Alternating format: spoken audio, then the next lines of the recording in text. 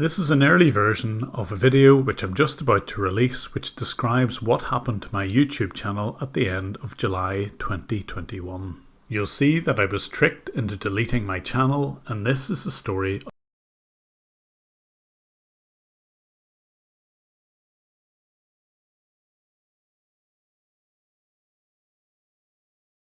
This is a fake Norton antivirus invoice. It was sent by a scammer called Aditya, and he lives in Kolkata. But since the police in that city are next to useless, how is it best to try and stop this guy? Maybe the best approach is to try to involve the scammer's parents.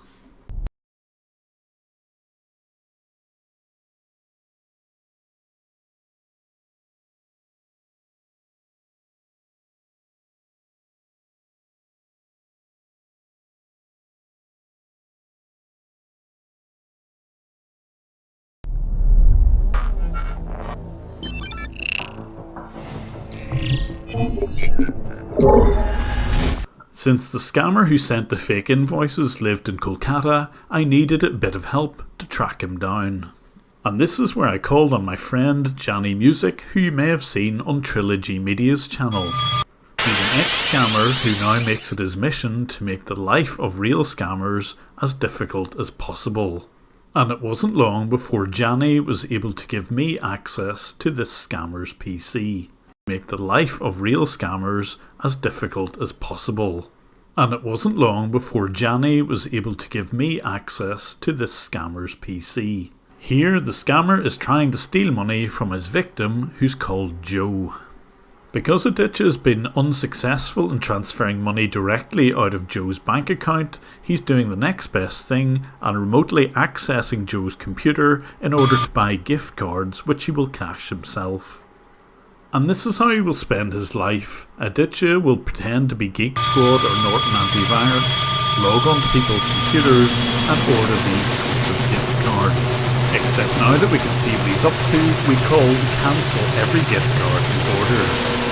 Your call may be recorded or monitored. Thank you for calling Nordstrom. And once I'd explained that the gift card was taken fraudulently, the operator was able to freeze it. All right, so it is currently on a hold. Thank you very much. Oh, you're very welcome. Take care.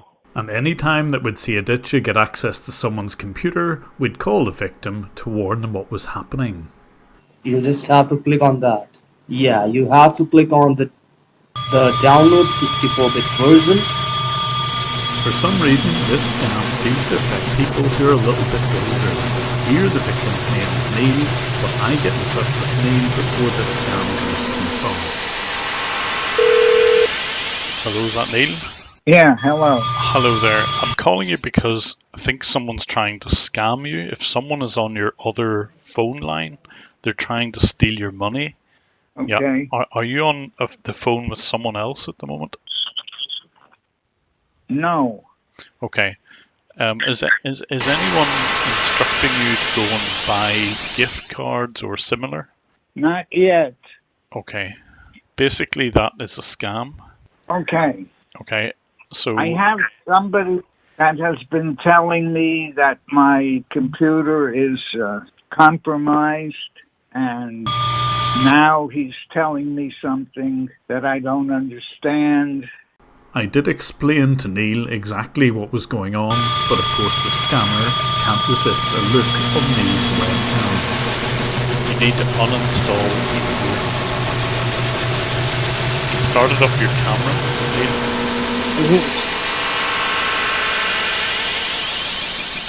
I would just hold the power switch for 5 seconds and that will turn off the computer.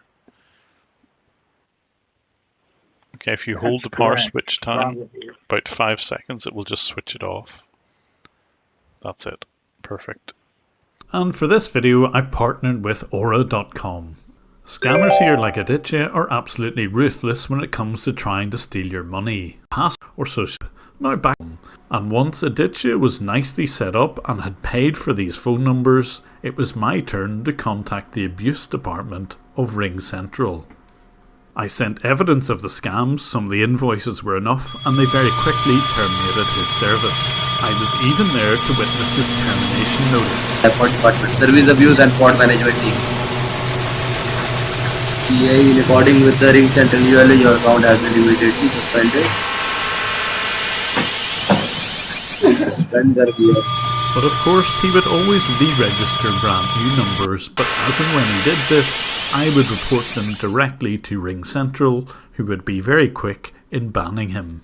So thank you to Ring Central for taking quick action against the scammer, but I do think they could do better in vetting the people who use their services. And somewhat amusingly, I did watch what he was doing on his PC, and he happened to be watching, yes, my videos. And even more amusingly, he actually recommended my video to a few of his friends. I don't know if they were scammers or not, but at least he has good taste in YouTube. Maybe you too could do what he does and share these videos with your own friends. But interrupting all these scams seemed to have very little effect on him, unfortunately. Here he is attempting a refund scam. This is the one where the victim can lose absolutely everything. So you do one thing, you just first of all go and get dressed yourself, okay? I'm dressed. Alright, you dressed. So you just have to... Okay, so do I have to take money to the Bitcoin ATM? You just ma'am, this is the simplest method ever, okay?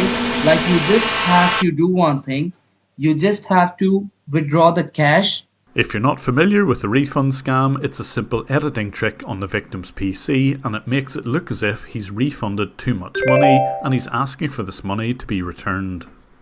And over there you just have to put the money one by one.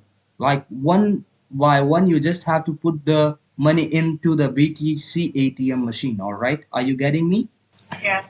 So you just simply have to go and withdraw the funds from your bank. The fake overpayment will happen to be exactly what she has in her current account in order that she can withdraw everything. And if you are having the cash in your home, so that will be the more superior. And over there you just have to resolve these things. Money like one by one. Cash, like around 300 and 600, like $3,600.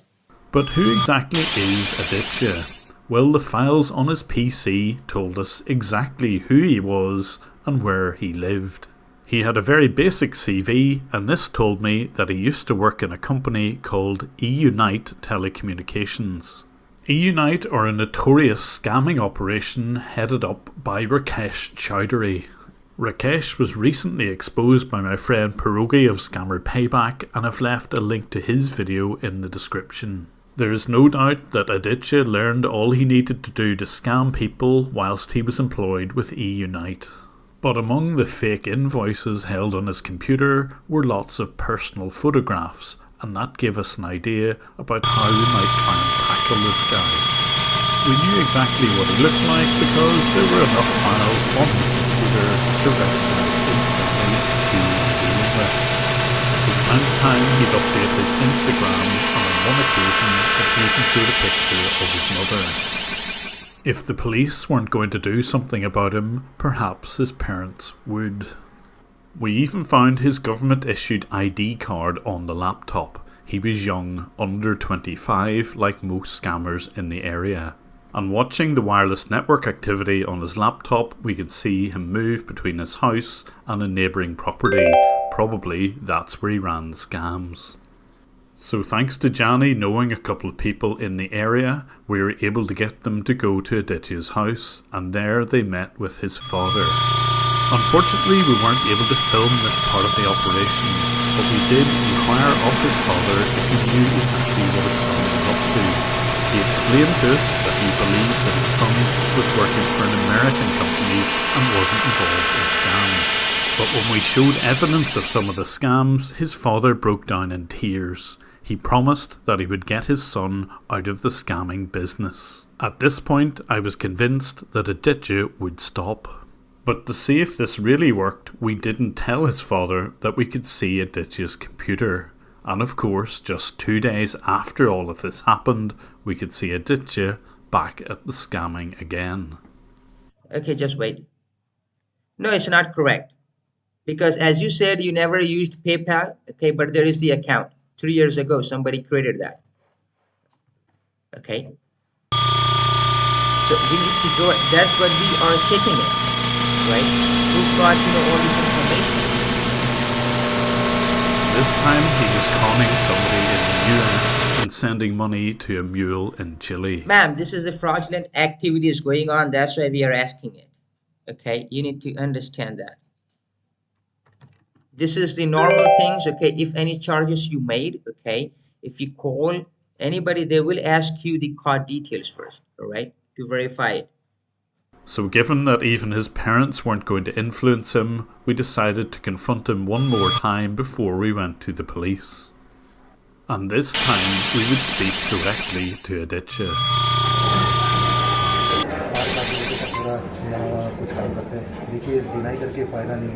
अभी नहीं मैं पहले करता था अभी नहीं करता अभी अब नहीं कर 3-4 महीना हो गया होगा 4-5 महीना ऐसे 3-4-5 महीना आपको हो गया छोड़ सेल्स भी अगर होता था इसमें कुछ बोल अच्छा तो कहाँ जा रहे हैं डेली आप पापा को पता चला.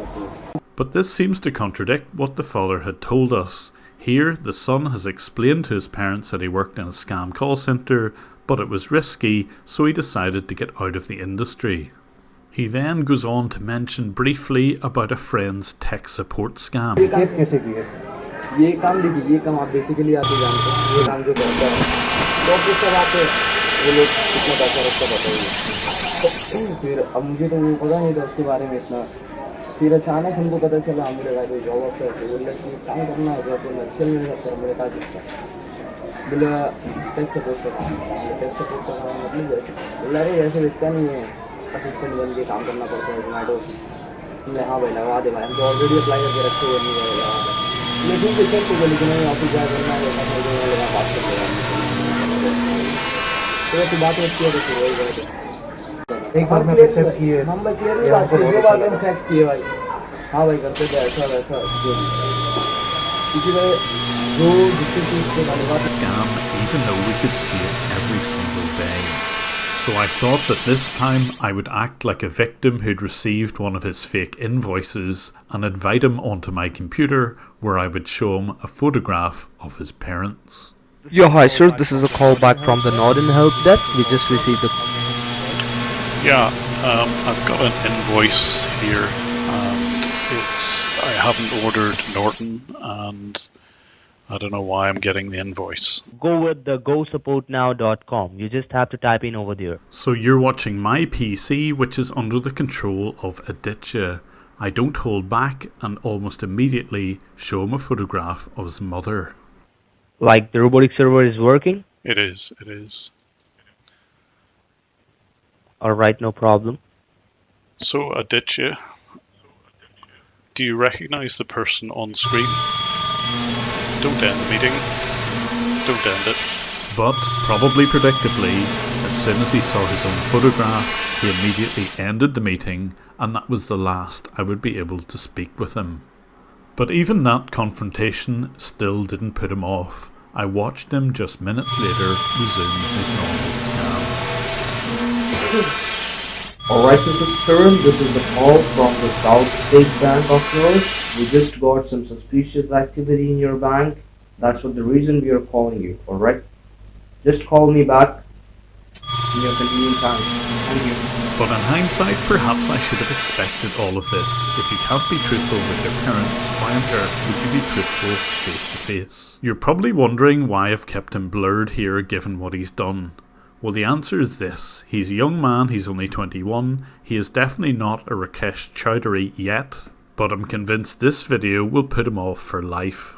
But do let me know in the comments. This is a fake Norton antivirus in. So this is a huge criminal. We found him.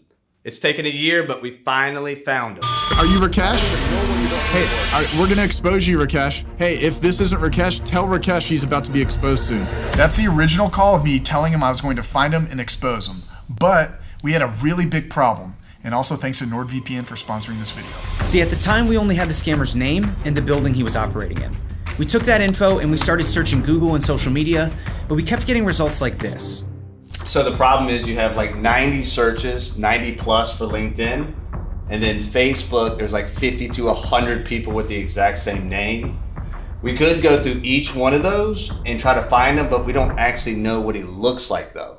So that makes this even more difficult. How do you find someone if you can't even identify what they look like? This is why tracking down a criminal this size can take some time. If you remember us exposing scammer boss Roshan, he was on the run and moved 1,200 miles to try and rebuild his scam call center. And then there's other times where we're fortunate enough and scammers basically expose themselves. Okay, can you just really quickly, the part about the Gmail photo, like could you just click on, if you have one, could you click on yours and just tell me what I'd have to click on after that? You know, like the, what do I need to click on after that? You simply have to tap on the photo. In this particular case, it's just a waiting game. It's not if he slips up, but when. And that's exactly what this guy did.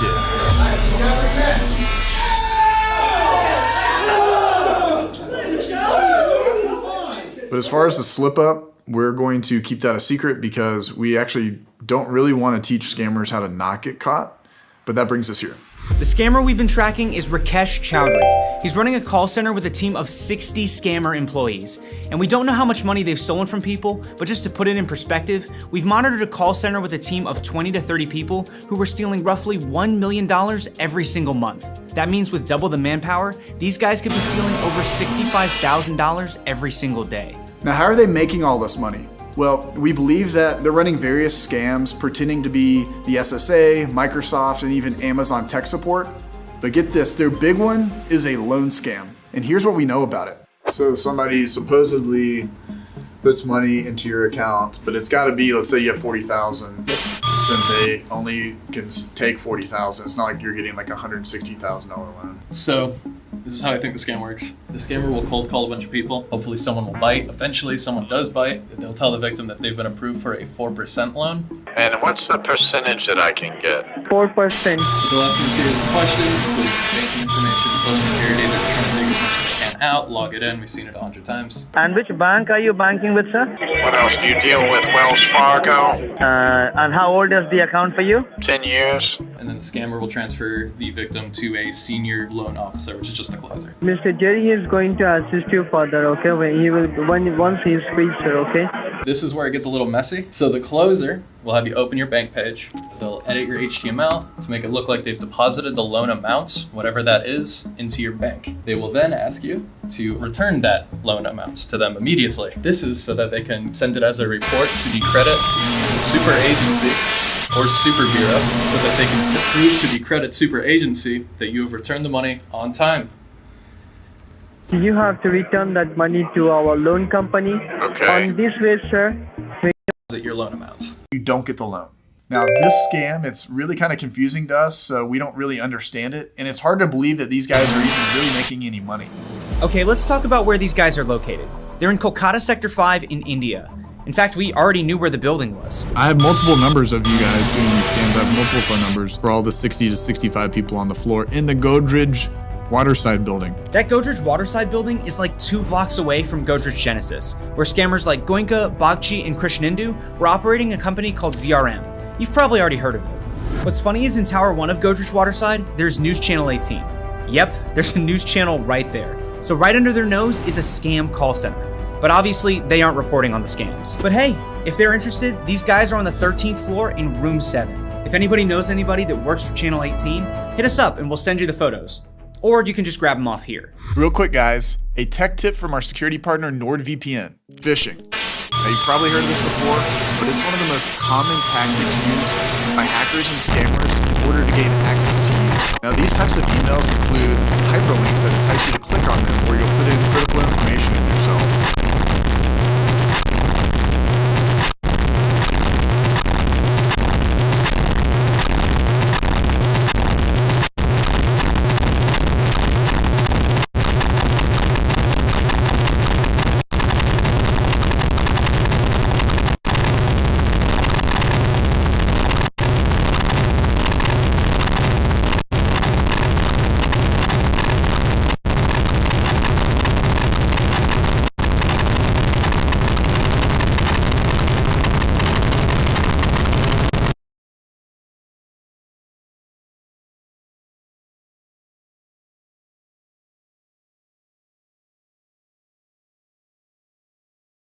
or even sometimes you'll download a malicious file. A blog post from NordVPN said that in order to protect yourself from these types of phishing attacks, you should incorporate things like manually putting in the address that's incoming, hovering over the link and seeing where it goes to, or even using things like a browser. In addition to protecting yourself from these types of phishing attacks, I believe that protecting your privacy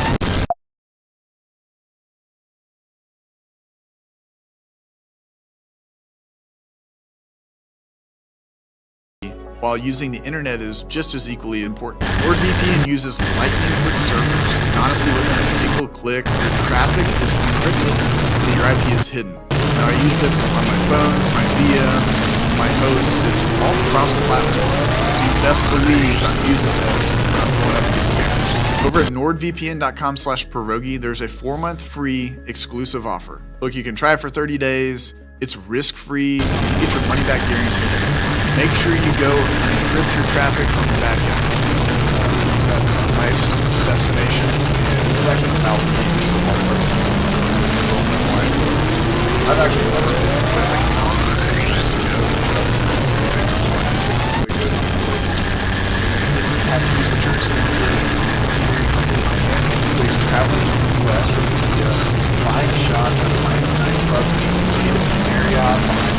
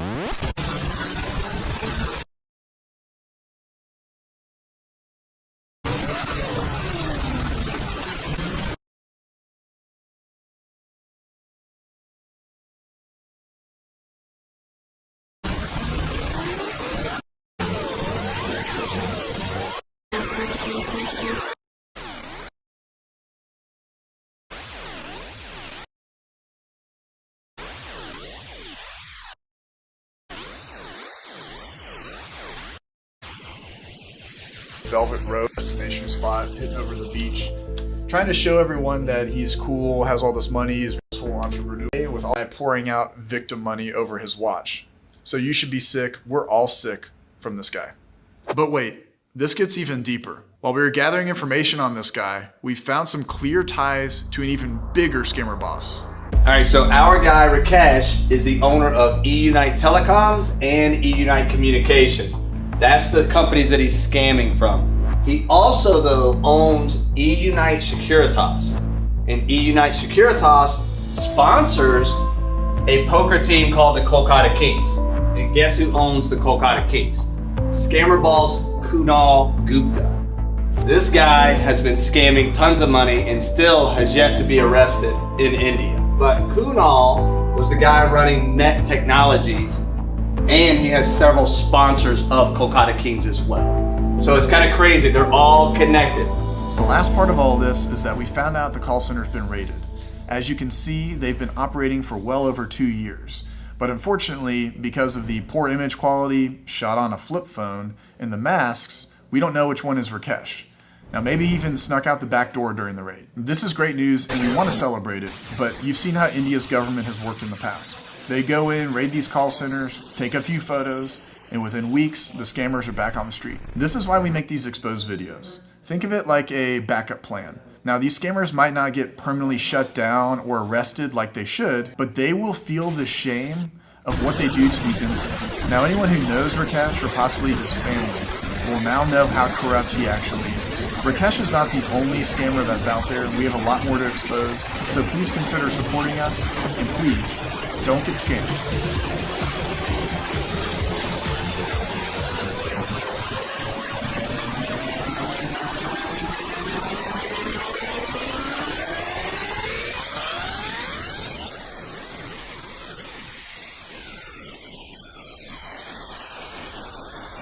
Know all this information? Well, it's because we are watching all of this as it unfolds live.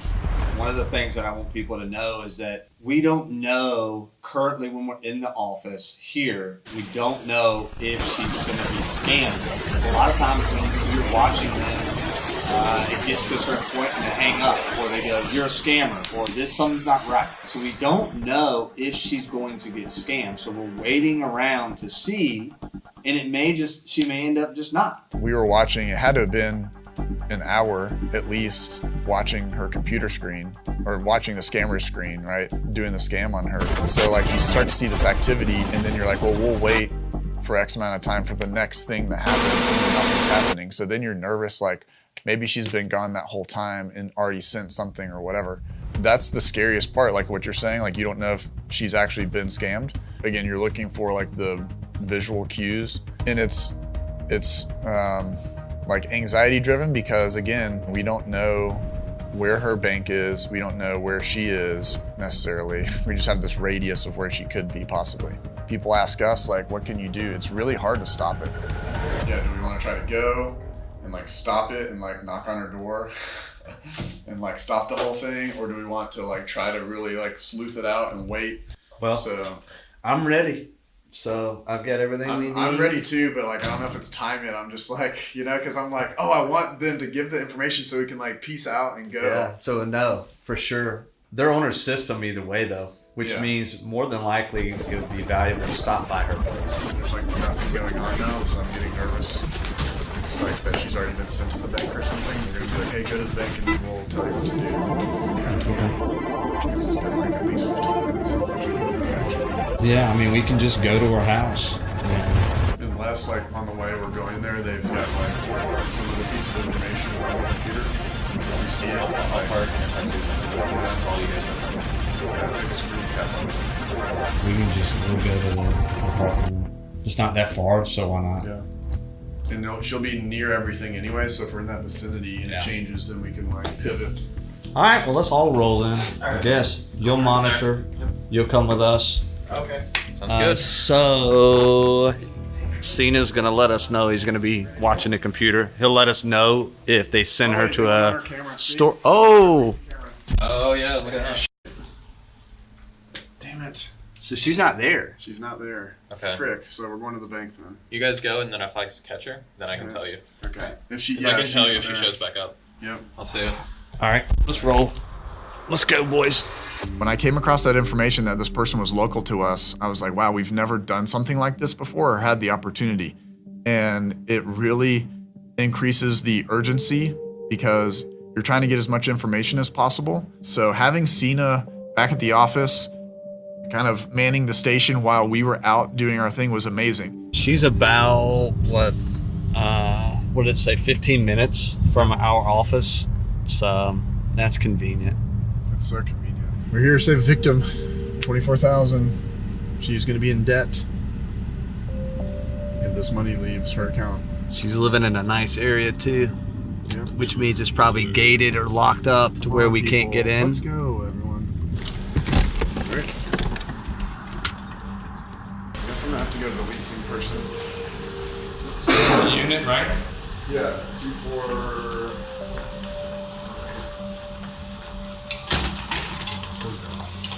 Entering the apartment complex, I wasn't terribly nervous for whatever reason. I've had plenty of times when I've been on the phone with people and I've called banks or I've called local police departments. So I thought like it's gonna be the same situation, just face to face.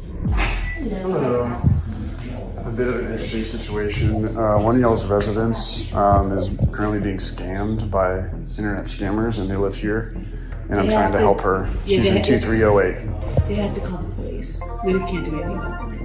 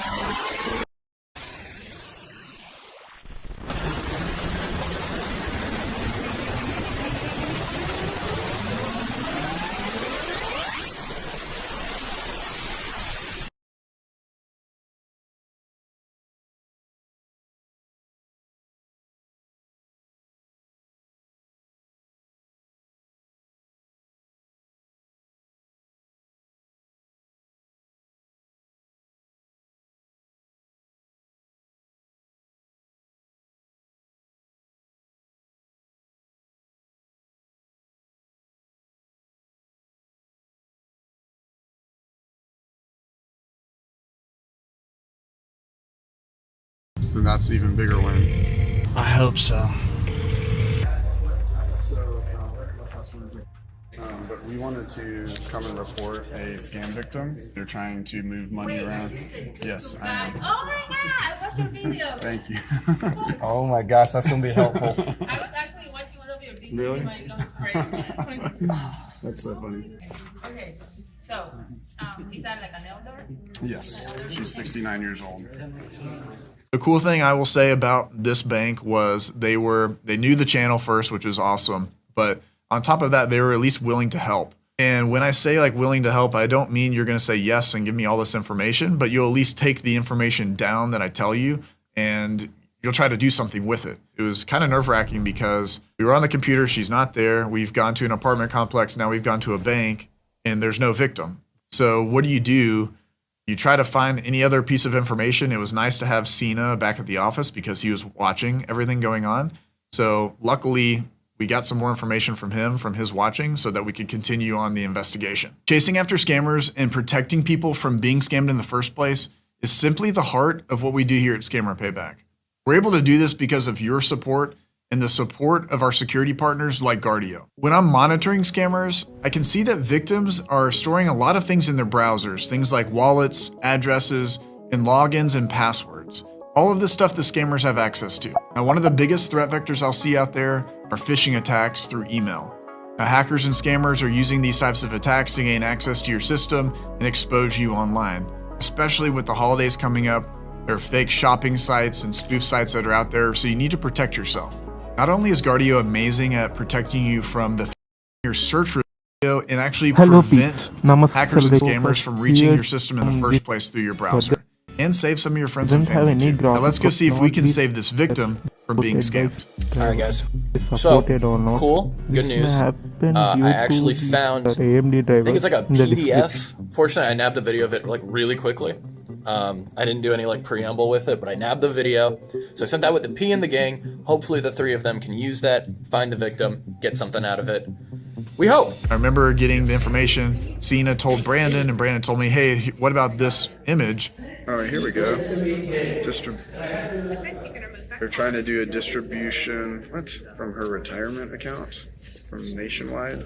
Unless she's at a new place now. This is a different mailing address too now. We might be able to go there.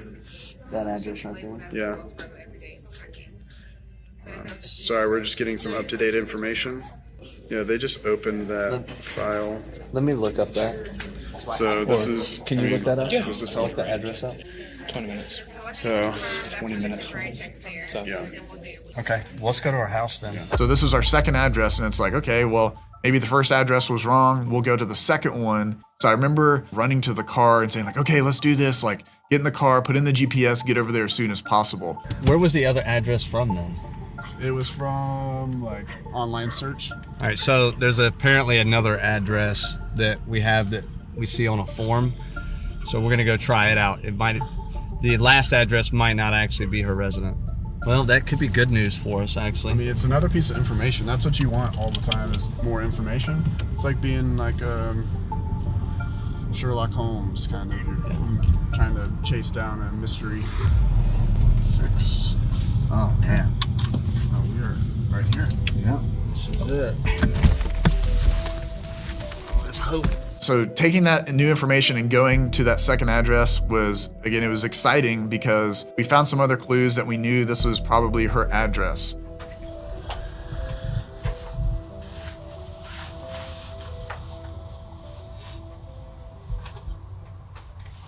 Please be here. I can try and ring her. Yeah.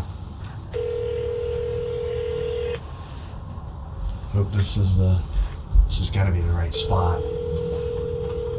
She might be spooked as well. Or she might be not even at the freaking house. She could be at the bank right now. There might be another. Guess let's look it up. There's 1.7 from here. Was it an ATM? Oh yeah, you're right. Well, there's 1.2 away and 1.5. It closes soon. Hi. Trying to back, and there's over to the secondary one if that doesn't work.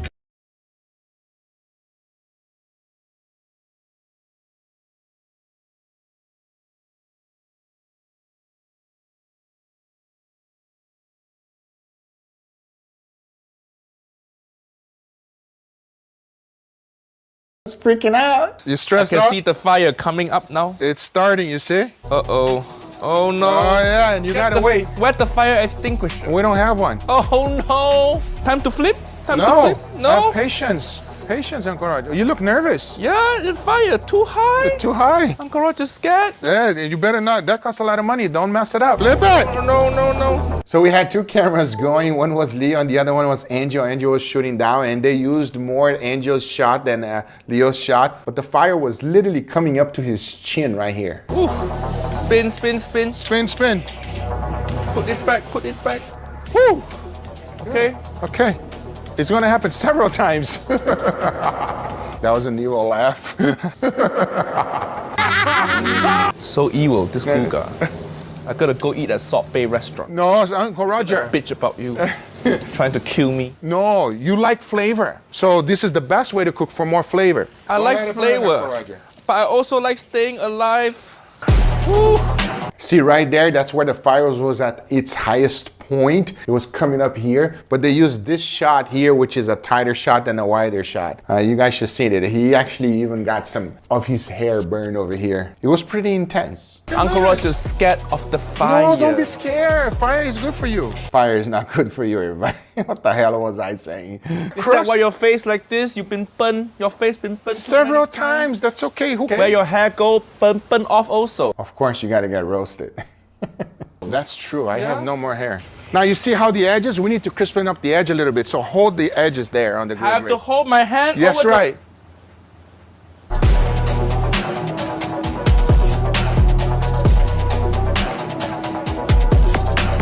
Look at the floppy meat. You always got to make a joke out of something. Anything he makes a joke out of. Remind me of my own. That my nickname for my meat, A5 Wagyu. People love to put it in their mouth. What did he say? Hold that steak a little higher. What are you doing? That's enough. Take it out. Take it out for real. Take it out! I don't want to be rude and I don't want to scream at him, but he wasn't taking it out. He was like making so many different faces. I was like, take it out! I don't want it to mess it up, everybody. Fuyo! Good job, Uncle Roger. All right. So what you guys didn't see is that we cooked all of the steaks, and as they were cooked, we went ahead and put it on the food warmer so they stay nice and hot, and then we can do a nice ending. That is the best part of the video right there. We're just having a good time and eating it. This is skirt steak. Oh! It tastes like steak from Waffle House. No. Kidding. Do you see his face? You see his face? No. Come on, man. Don't talk bad about my meat. This is how you bully Guga. I know how to trigger him. That's right. Ribeye. Get the bone out first, correct? Yes, correct. Medium rare, baby. Let's go. That's an Outback Steakhouse. Wow. You cooked it. See? How to make Guga angry. The big one. Big one. A5 Wagyu life-threatening steak. I won't talk shit about this one. Yeah, I know. You better not. It costs too much money. That's the big one, Uncle Roger. Let's take a look. For you. Nice. Even after we put that thing to pieces, everybody, trying to get the thumbnail, going crazy as many times as it was needed, perfectly there. So I give you my hats off to you, Uncle Roger. Good job. That one was a really delicious steak this time. It just melt in your mouth like butter. Can't stop eating this. We should only eat Wagyu steak, or other steak can fuck off. Why are you so expensive? If you can't afford steak, just eat chicken. Save money. Until one day you save up enough money, eat Wagyu steak. Guga, you are a wonderful teacher. And Uncle Roger gonna call you Uncle Guga from now on. Yeah! Yeah! Uncle Guga. That was awesome. That's the video, everybody. He was such a nice, fun person to be around. We had great chemistry, not only myself, but also with the crew. We spent good time together. Everybody had a blast filming.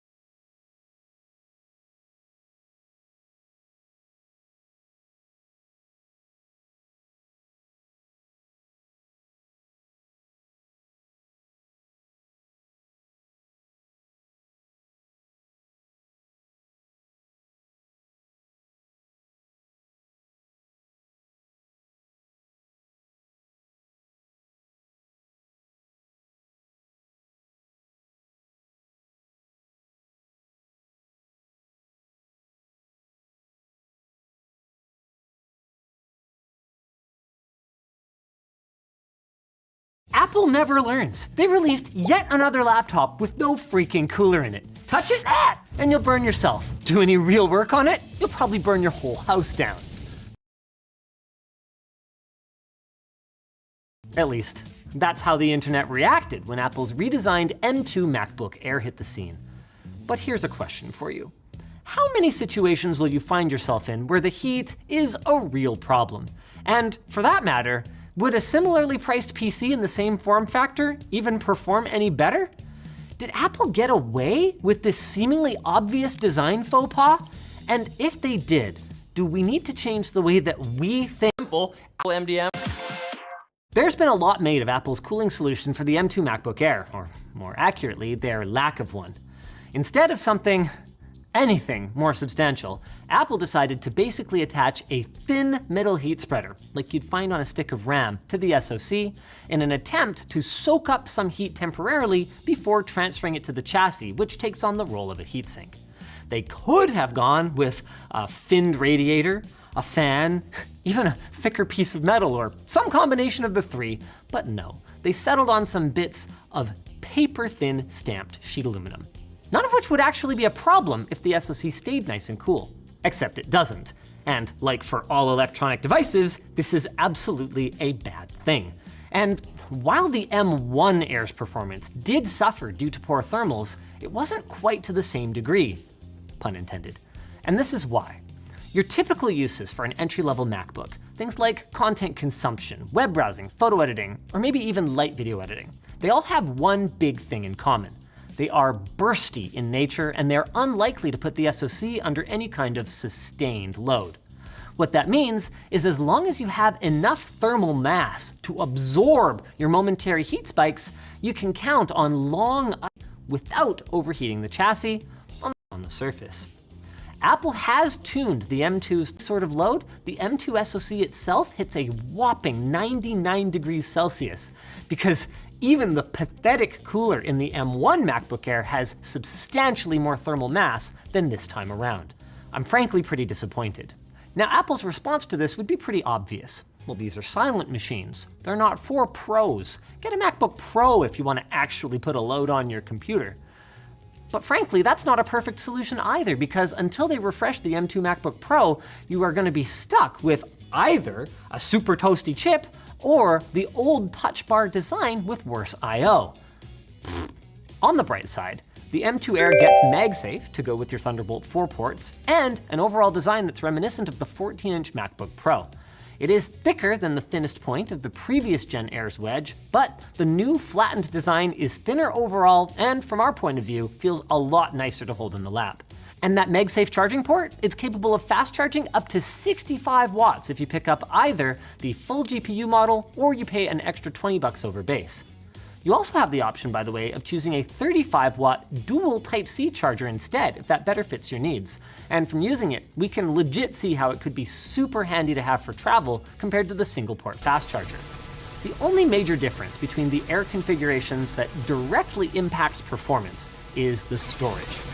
The previous Gen M1 MacBook Air's 256 gig variation used twin 128 gig chips to achieve that capacity. That divides the workload between those two chips and makes it much less likely that a read or a write will stall while waiting for another to finish. The M2 Air's 256 gig variation, meanwhile, makes use of a single 256 gigabyte chip. That means that the NAND flash will be in a wait state more often, and you can think of this kind of like running single versus dual channel memory. In practice, this means that the lowest capacity model gets roughly half the performance of the other storage tiers that make use of multiple chips. Although, you guys might not expect this, I kind of feel like I have to cut Apple some slack here. Most people are not going to notice the difference between 1.5 and 3 gigabytes per second. And outside of synthetic storage benchmarks, the CPU is often going to end up being the bottleneck at either of those speeds. There are situations where that might not be the case though, like video editing ProRes RAW footage, but they also aren't as likely to come up on the Air compared to a MacBook Pro. Though part of that is the way that the Air's performance gets kneecapped by its lack of cooling, which is another problem that Apple created. I'll show you what I mean though, starting with gaming, because it's always kind of funny to me when people complain about gaming performance on a machine that was clearly engineered for browsing Facebook. In order to make this a fair test, given the cooling solution, we're running each of these twice to warm up, and then finally taking our results from a third run. And, well, yeah.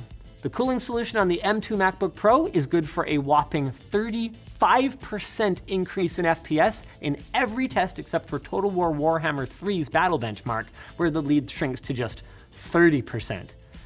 In fairness to the M2 MacBook Air, however, even with its awful cooling, the competing Dell XPS 13 doesn't beat it by a significant margin in any of those tests. Oh, but if you want something that does beat the competition, you can check out our screwdriver on lttstore.com. It's now independently tested and verified. Moving on to Cinebench, the M2 Air loses about 1,000 points in its score over a 10-minute run compared to a single run, giving you some idea of how your performance might degrade under heavy load. Meanwhile, the M2 Pro retains basically the same score. Geekbench, being a shorter benchmark, shows basically no difference between the M2 MacBooks. So thanks for that. But that doesn't mean it's an entirely useless benchmark, because interestingly, we can see the difference in GPU performance between the M1 and the M2 base models, and it's roughly in line with the additional memory bandwidth provided by the M2 SoC. Of course, unless you work at our testing lab, you probably don't spend all day running benchmarks, so let's take a look at real-world workloads, starting with an Adobe Lightroom export. And wow! Not only is the M2 Air faster than the M1 Air, it's actually roughly in line with the Pro class machines with active cooling. The M2 also picks up a significant win in compressor thanks to the addition of ProRes encoding engines on the base model SoC. That's over 475% faster than the M1's CPU fallback. H.264 isn't significantly different, however, indicating that encoder is more or less identical between the SoCs, and Final Cut Pro can use up to 3 of these ProRes streams on the M2 Air MacBooks, which is more than the M1 Air could handle and 1 less than the Pro. Pretty impressive. If you're a DaVinci Resolve user, well, you're going to want to get a RAM upgrade, regardless of the rest of the performance numbers, if you're using an Air or a Pro, because 8 gigs isn't nearly enough. With 24 gigs, the Air managed a respectable 40-minute export, with the Pro running about 8.5 minutes faster than that.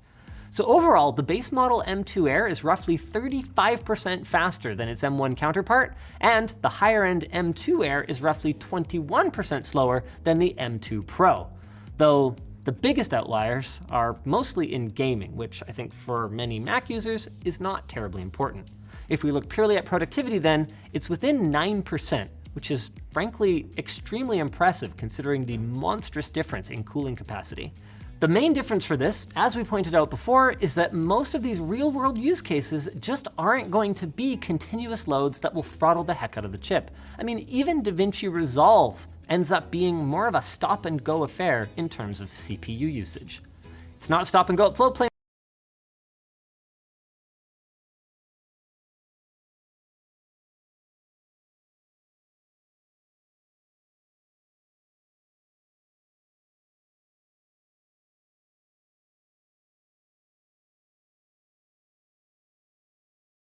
Though at nearly double the battery life.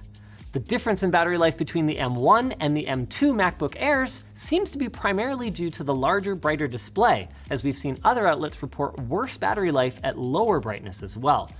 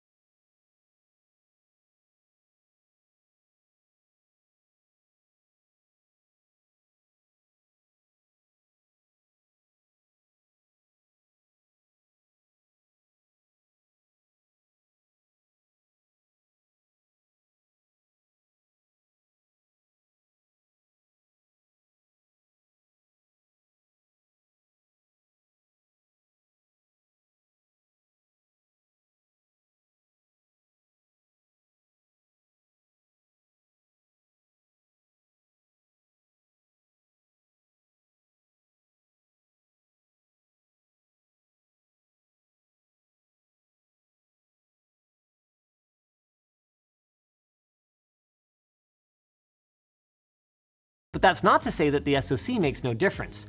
The M2 MacBook Pro ended up with a result over an hour and a half worse than the M1 Pro model. And those share the same display, which seems to suggest that the M2 SoC can draw more power than its predecessor, assuming that adequate cooling and power budgets are allotted to it.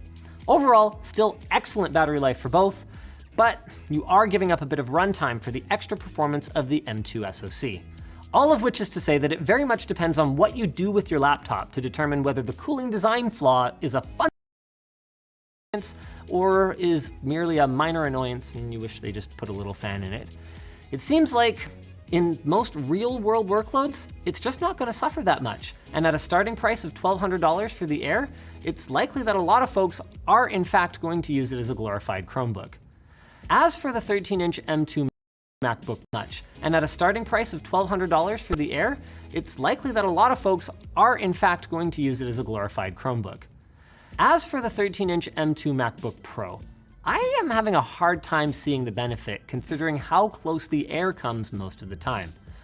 Yes, when spec'd in a way I would consider appropriate, it's the same price as the Air for better performance, but at that point, you're only $300 out from a similarly spec'd 14-inch MacBook Pro, making that the more attractive prospect for now, in my humble opinion.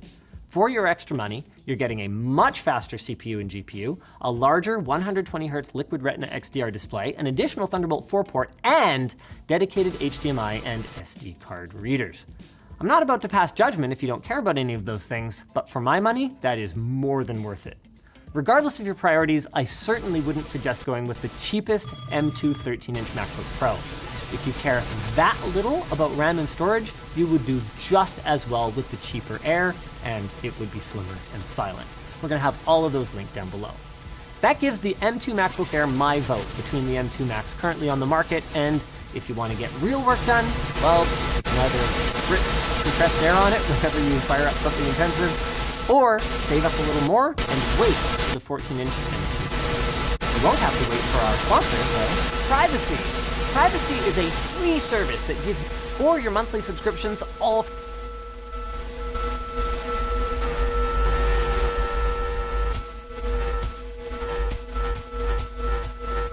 Thank you War Robots for sponsoring this video. Before we can actually test salt-based hot fat searing, the first thing we need is fat. And I'm talking about good old beef fat. These are trimmings from Reebok, so we all know that it is as good as it gets. And the only reason I was able to get this amount of good fat is because of my meat deal. However, I also wanted to test something else. What about lamb curd? That is exactly what this is. As you can see, I also have a very good amount. Again, that's why it pays off to have a good beef dip. If you don't have one, man, you're missing out. As you can tell already, these are very light pieces, and I have to trim them down to manageable sizes so that we can actually sear the steaks with. So I first started with the lamb legs. My goal was to make 3 inches long. Hopefully this is going to work great, and I'm looking forward to find out how it's actually going to taste.